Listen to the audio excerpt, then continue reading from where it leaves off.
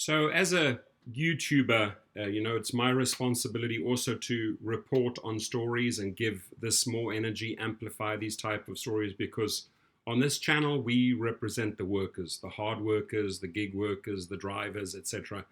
And it's unacceptable that a company like Amazon, one of the largest companies in the world, with the wealthiest individual leading it, not having enough PPE, sanitizers, not creating a work environment that Amazon workers don't feel safe in, right? They're literally scared to go to work. This individual says, I'm worried that I've infected 1,000 people in the last 3 days. Amazon workers reveal all the reasons why they're afraid to go to work, and rightfully so after you read this article, right? So, um, you know, people like Jeff Bezos need to do better. They cannot go out there and hire people like David Zapolsky to spin or counter spin a PR campaign that puts drivers down. It's unacceptable, right? They have to live up to the challenge. They have all the money in the world, and there is no excuse that in plants like Pennsylvania, Texas, Kentucky, Arizona, California, where that people have to say they're too afraid to go to work, right? It's unacceptable. These people that are facilitating products all over the world have the ability to source. They know who's selling, they know where they can get it from, and even if they have to pay 3 times the price, like I did, right? I bought this through Amazon, my friends, for 3 times the price. Why is Jeff Bezos not willing to buy thousands and thousands and thousands of these boxes and thousands of masks, right? For his own people. So stop being damn stingy, right?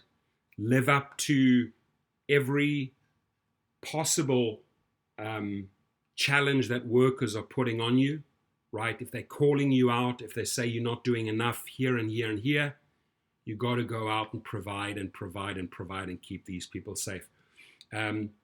Workers also claim that Amazon is not doing enough to prevent the novel coronavirus from spreading within their own facilities and to the larger communities they serve. So if you look at the warehouse conditions, right, they could do 10 times more, whether it means cleaning it 5-6 times a week, hiring people, cleaning teams, toilets, sanitizing, doorknobs, conveyor belts, whatever it is, they constantly have to be wiped down. There is no excuse to save money in those areas.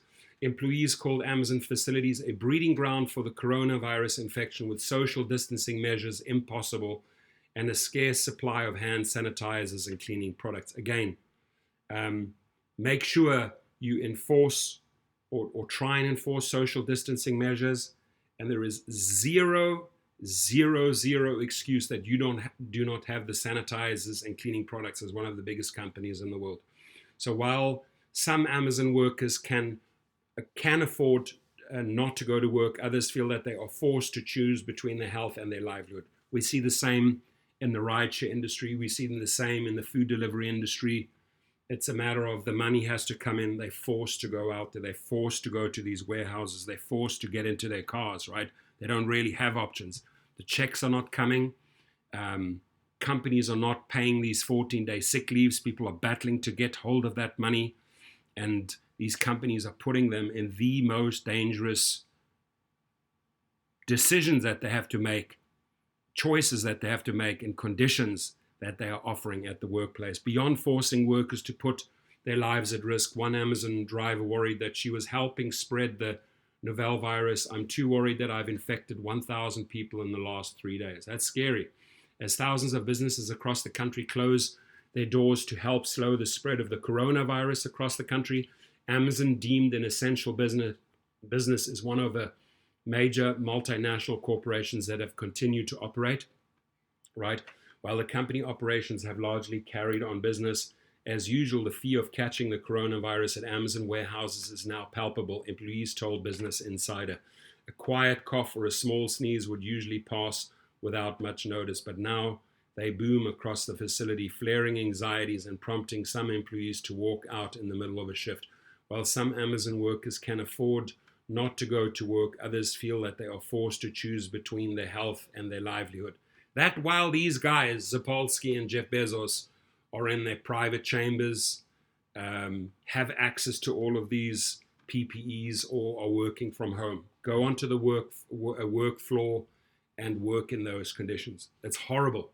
Jeff, shame on you, man. Seriously, you could do way better than that. If you can afford a $165 million house in my city, LA, come on, dude. Seriously, step the fuck up.